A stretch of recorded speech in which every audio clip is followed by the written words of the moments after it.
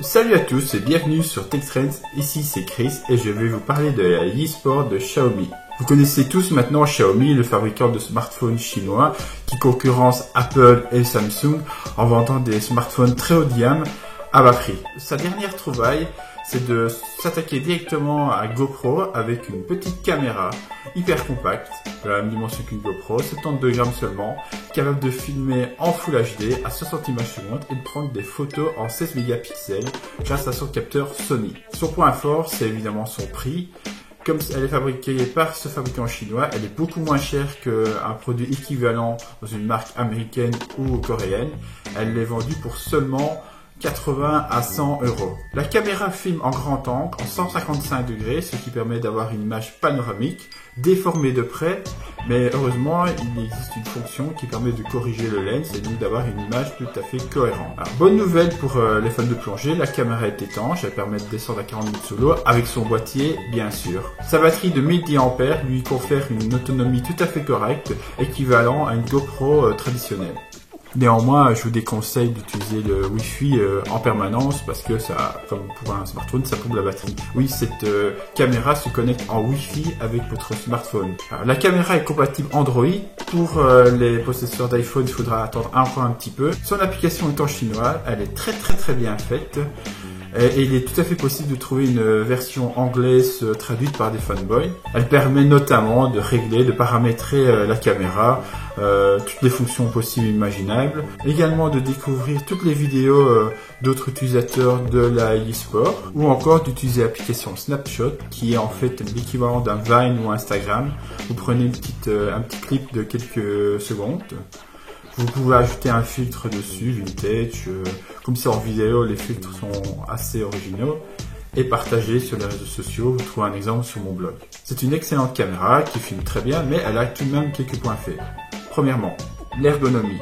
Le fait que cette caméra n'ait pas d'écran LCD la rend forcément un peu moins ergonomique. Ça signifie qu'il va falloir s'habituer à son fonctionnement qui est un peu particulier. Nous avons une touche ici devant pour l'allumer. Il suffit d'appuyer quelques secondes. Voilà. La lumière que vous voyez autour va vous indiquer le niveau de batterie. Ici, il est rose, ce qui signifie qu'il va falloir penser à la recharger. En appuyant quelques secondes dessus, je vais pouvoir l'éteindre également. Voilà. Là, elle est éteinte. Bon, du coup, je ne sais rien faire avec, je vais la rallumer. La touche au-dessus va pouvoir permettre de prendre des photos. Là, elle a pris une photo. Si j'appuie ici, encore une fois, je vais passer en mode enregistrement. Là, j'ai une petite témoin lumineux qui m'indique que je suis en mode enregistrement. Donc, dans ce cas, si j'appuie, je filme. Et je vois que je filme parce que le témoin clignote.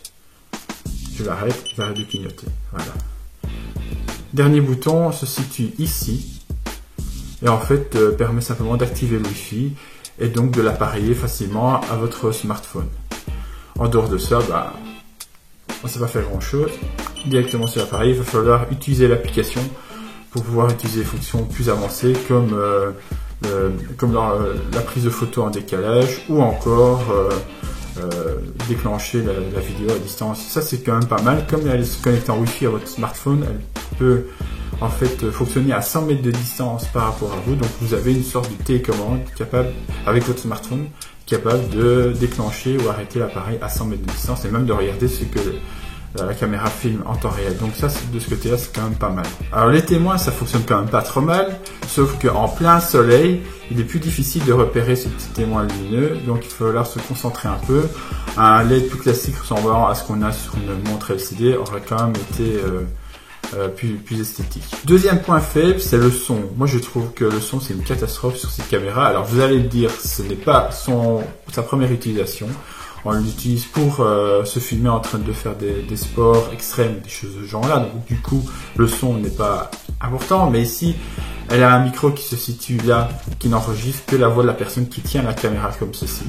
Et à partir du moment où on est un peu éloigné, où on se met plutôt face, comme on sait la commander à distance, forcément on n'est pas toujours derrière la caméra, on peut la poser quelque part et la laisser filmer, là en fait il n'enregistre quasiment rien d'audible. Et donc la question qu'on peut se poser, est-ce qu'il faut l'acheter? Franchement c'est une bonne caméra, elle est très pratique, Elle est beaucoup moins chère que la GoPro, donc l'intérêt premier, c'est pour moi, c'est son prix. Si vous voulez en acheter une petite caméra sportive sans vous ruiner, c'est franchement une très très bonne alternative à la GoPro. On parle pas d'un produit de sous-marque, pardon, lapsus, mais d'un produit de très bonne qualité, qui est équivalent et qui est même meilleur qu'une GoPro 3 par exemple pour sa stabilisation, mais ça reste néanmoins moins ergonomique que la GoPro. Il sera plus difficile de trouver des accessoires compatibles, comme par exemple un micro pour connecter dessus pour avoir un son de meilleure qualité.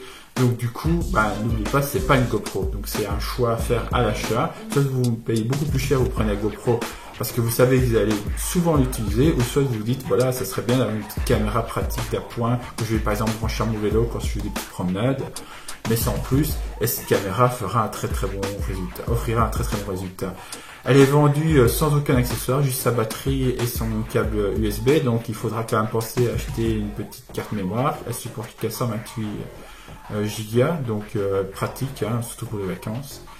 Et voilà, j'espère vous avoir donné un bon avis sur cette petite caméra que je trouve qui est tout de même très très sympa. Et je vous dis à ciao ciao.